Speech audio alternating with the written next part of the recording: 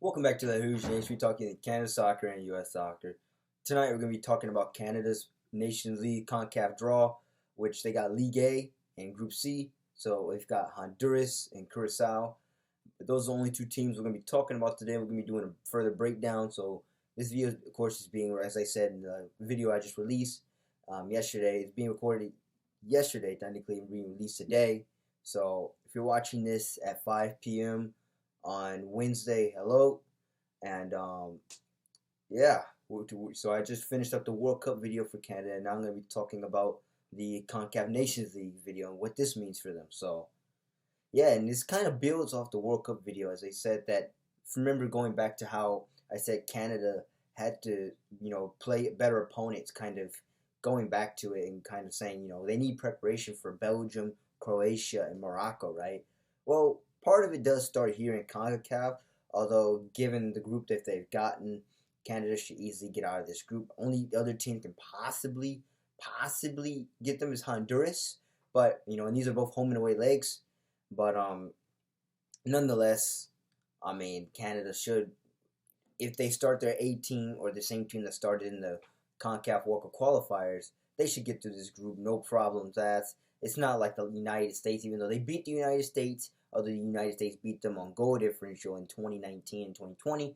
But it's a new Nations League tournament, and now it's a chance for Canada to honestly try and dethrone the U.S., as the U.S. were trying to look to hang on to their defending cup, their defending cup campaign in their campaign. I don't know why I said that twice, but I did. And I'll be making a video on that as well, but that'll be released in the coming days. But today is all about Canada, and we're gonna be doing an analysis just like I did with the World Cup video. And basically, I mean, this is not gonna be that long because there's really only two teams to talk about rather than three.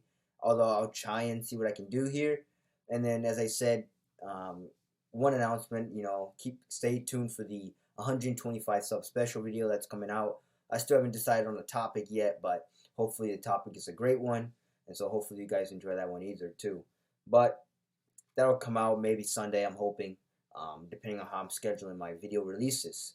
But nonetheless, today is all about Nations League, and we're going to be talking about Canada's League A, Group C, and the two teams that we've got to talk about. Really, not a lot, and really not a lot as the World Cup video. But nonetheless, here we go.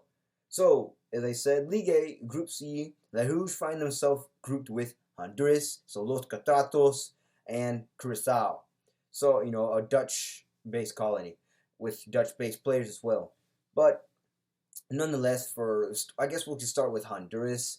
Honduras, we know Los Catratos had, as I said in the CONCACAF Nations League video yesterday, I think I released, they had an abysmal World Cup qualifying campaign, and they finished dead last, winless, only having 4 draws, I believe, so 4 points. No wins, though. That's the key takeaway.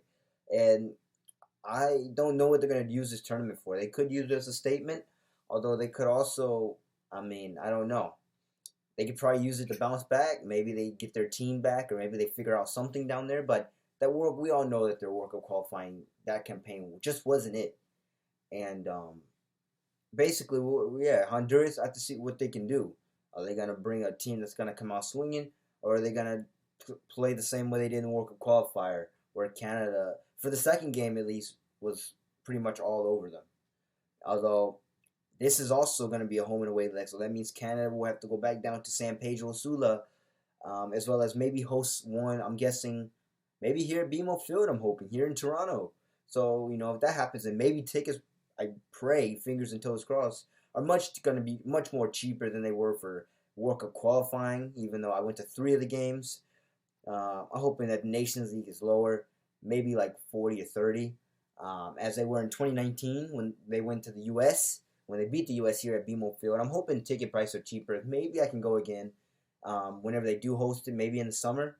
I don't know who they play first, but either way, Canada's going to host 2 games, so they're going to host Curacao and Honduras here, maybe here in Toronto. It's going to be here in Canada somewhere.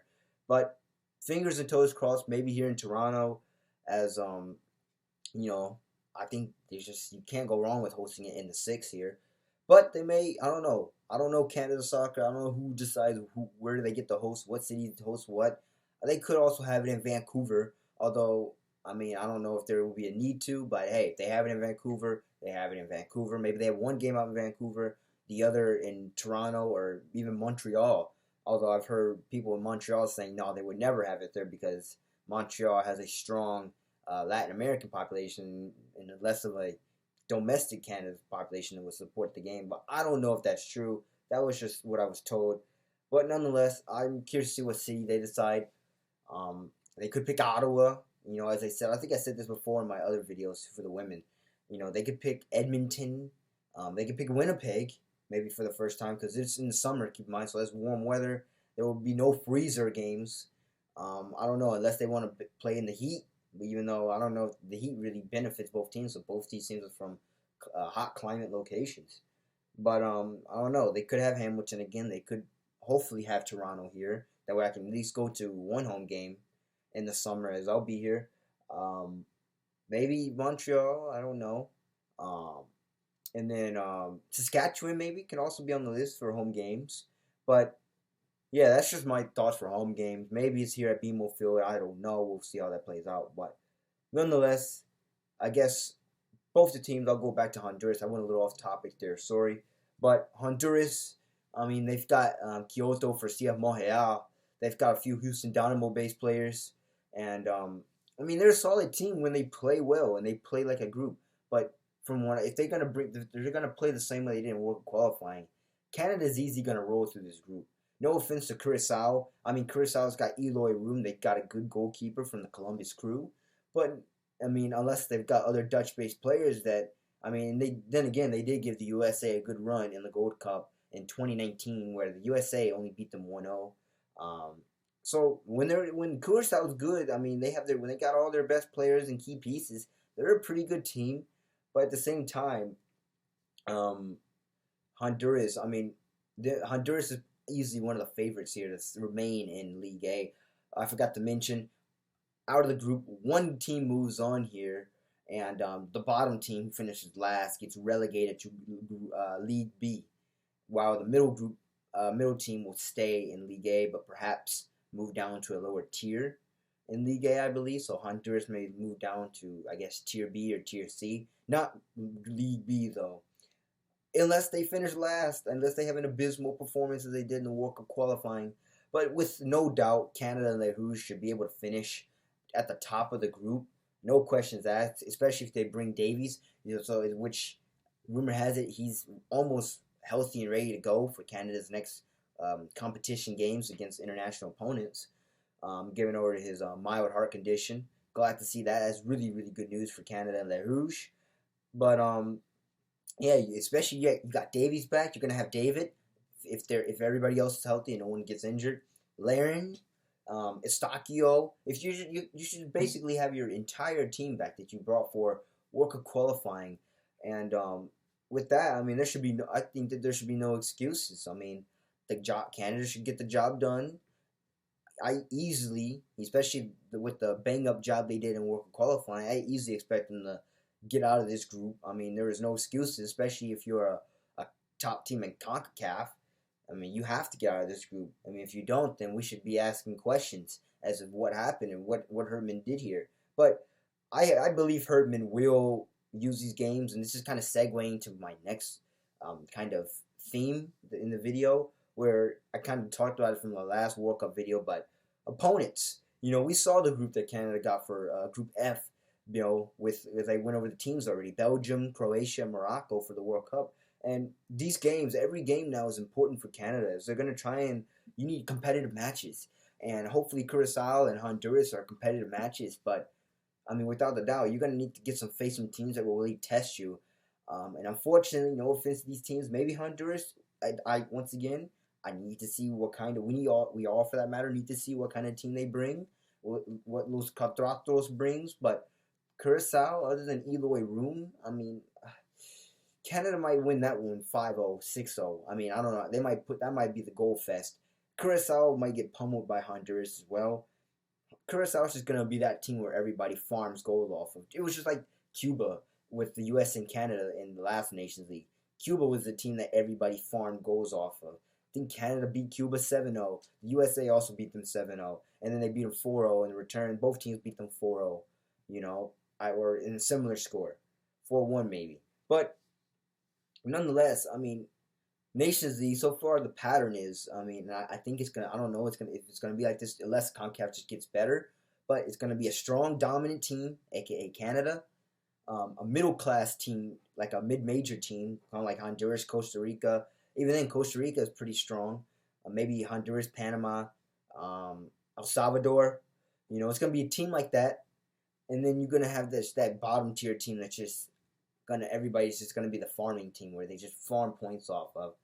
That unfortunately, that's just the nature of CONCACAF at the moment, as CONCACAF is still a very weak league. I mean, despite it growing, we see teams getting better, like Jamaica, Canada, of course, U.S., of course, Mexico, of course, growing talent, Costa Rica rebuilding, Panama still building up, Honduras, hopefully, we're going to rebuild soon. Well, I mean, even though the league is growing, we still have some weak teams, and even the island teams that we got, because in league and nations you get relegated and promoted, and we see a lot of the non-island or the island teams that are just very, very small, with like Cayman Islands, a team that Canada mauled 12-0.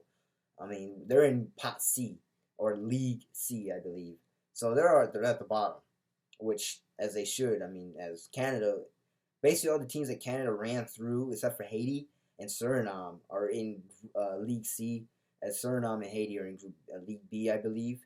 But yeah, nonetheless, I mean, Canada belongs in League A, so this is good. I'm glad to see them in League A. I want to actually see them in a semifinal matchup with the U.S., I believe, as I was told yesterday, or I heard yesterday. I don't know if it's confirmed, but Mexico and Costa Rica would face off.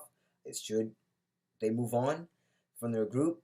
Mexico and Costa Rica face off in a semifinal, rather the U.S. and Canada would face off in a semifinal. Which, man, for the USA, that would be two possible rivals. But once again, Canada stands in their way, and honestly, with the talent that Canada gets, A, it will obviously be a rematch for the USA, but B, Canada can also knock the USA off their trophy and steal it for themselves if they beat Mexico in the final, should Costa Rica not upset Mexico. But that's all speculation, as none of that has happened yet. But yeah, nonetheless, if Canada advances and the U.S. advances, that we should see those teams meet again for the semifinal, which unfortunately is next June. So it's not even this year, which goes back to my thoughts on playing tough opponents.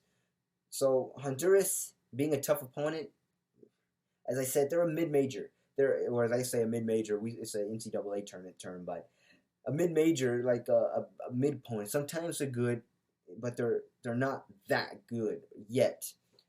Curacao, no, I'm sorry, Curacao. Canada, that's going to be one of those fun matchups where I don't know what John Herman's going to do here. Every game, I said, matters now for the World Cup. So when it comes to Curacao, I don't know. Obviously, you're going to win, or you want to win that one and not lose. But when it comes to Curacao, I don't know what he's going to do there. Maybe practice a tactic. Maybe you practice something for the World Cup, like some tactics that you're going to use against Croatia and Belgium. I don't know. Even Honduras, what are you going to do there? I mean, even that one's going to be a scrappy game because we all know how Honduras plays. And that will definitely be a repeat game for Canada and Les Rouges, as they played them they're fresh off of World Cup qualifying. So other than Honduras being a scrappy only game that can test them, Curacao is really just, I don't know. I don't know what Herman's going to use that game for. But hopefully it's good. But other than that, you're going to have to schedule some friendlies, like, as I said, maybe against AFCON teams, like a Nigeria or an Egypt or an Ivory Coast. A team from Africa maybe, or if Canada can, I don't know if they're ready for it, but maybe a South American opponent like Ecuador, or not Ecuador as they're in the World Cup, Peru, or I don't know, who else could they play? Venezuela, maybe a team like those, maybe like prep games like that, and then out of Asia, maybe you can play. Both teams are in the World Cup, but maybe you can play an opponent out of that, I don't know, like a Saudi Arabia or something. But either way, or a European team like Ireland that can test them. I don't know. You're gonna have to find some. Herman's gonna have to find some friendlies here that's gonna really get this team on track by November and December. As I'm sorry, Nation League, these are good starter games, but they're just not gonna get it cut as you're gonna have to go above and beyond and find other opponents around the world, tougher opponents that's really gonna test you. Um, Honduras, I mean, as I said, the second half, should Canada advance as they should, is not until next year, 2023, June, where Canada can potentially match up with the USA in a rematch for the USA in the semifinals. But other than that, I mean, these are your only games. You get 4 Nations League games, which are I believe, in May and then September or whenever they have the international windows. And then you're going to have to find other friendlies, tough friendlies, hopefully, preferably, to fill in the rest. So I don't know how Herdman's going to do this. But nonetheless, that's basically my take on Nations League. There are mid-major opponents to just negligible opponents to just like, I don't know. You're gonna definitely need some stronger opponents for Canada, but I don't know. We'll have to see how Herdman plays this out and how he uses these games. As obviously Canada's gonna want to move forward and win a trophy, as I think they're still looking to collect their first trophy since Gold Cup in 2000. But nonetheless, we'll see how Herdman plays this. So. With that, I don't really have anything else to say. But if you like this video, make sure you like, subscribe. Also, tell your friends. Make sure this is a good time to hit the bell notification. That way you know when this video, especially and the other videos I'm premiering, will be posted at 5 p.m. Eastern Standard Time. And that way you're not waiting around and really checking. So you should get a notification, hit the bell icon, as well as hitting the big red subscribe button. And tell all your friends. Canada should use Nations League as prep, and we'll have to see how Herdman uses these games.